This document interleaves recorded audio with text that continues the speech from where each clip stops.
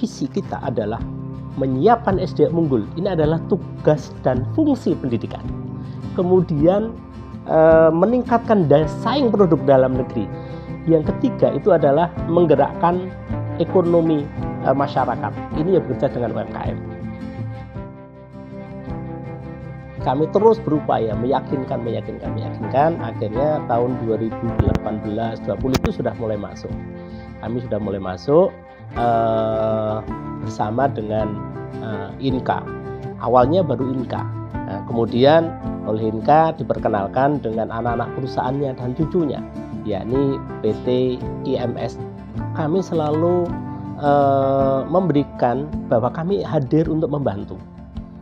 Seperti INKA, pada saat kami masuk, Pak, tolong siswa kami diuji.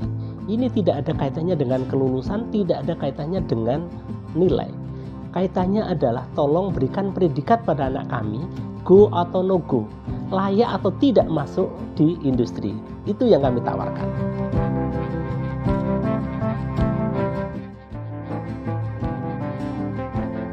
Jadi pembinaan kepada SMK ini yang pertama adalah niat kami ya untuk bisa memberikan, karena pada dasarnya para siswa itu adalah anak bangsa yang sangat mungkin di antara mereka itu nanti akan menjadi bagian dari kami.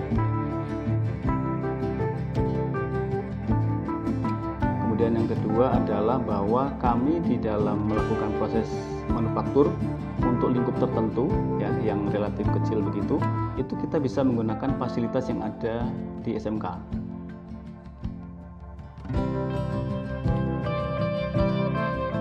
Kami dalam hal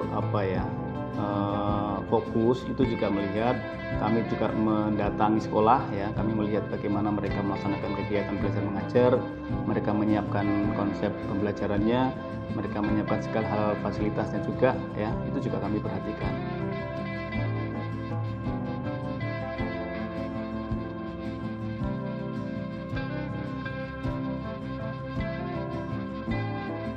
Hebatnya INKA itu pekerjaannya tidak kontinu.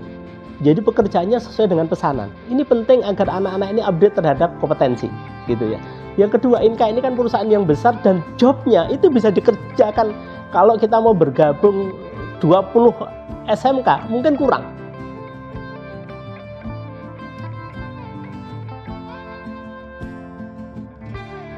Kita banyak produk yang kita buat.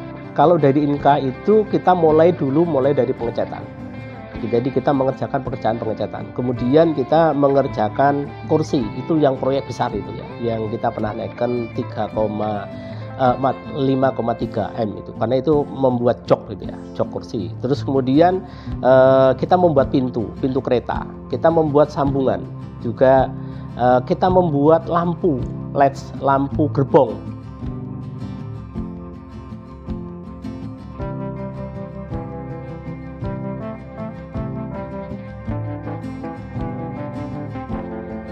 Kegiatan di tempat magang, saya diberikan briefing pagi terkait job kerja. Saya diajarkan dalam melakukan penggerinda, pengelasan, pemotongan bahan, dan mendembul bahan kerja. Saya sangat senang bisa magang berada di PT INKA Multisolusi, dan saya mendapatkan suatu pengalaman yang luar biasa yang belum pernah saya alami saat berada di sekolah. Jadi gap itu jangan terlalu luas, jangan terlalu lebar. Semakin lama semakin diperdekat ya. Sehingga interaksi anak didik kepada industri, bukan hanya kami sebenarnya, itu semakin banyak dilakukan. Bahwa jadikan diri kita itu menjadi bagian dari industri.